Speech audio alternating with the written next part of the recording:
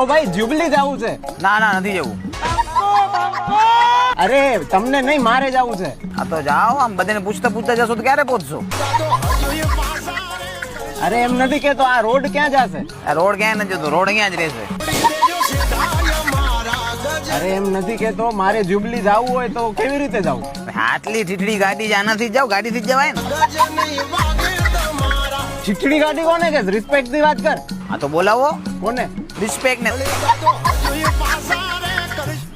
ભાઈ હું એમ પૂછું છું કે આ ગાડીમાં બેસી અને આ રોડ ઉપર આગળ જઈશ તો જ્યુબલી ગ્રાઉન્ડ આવશે?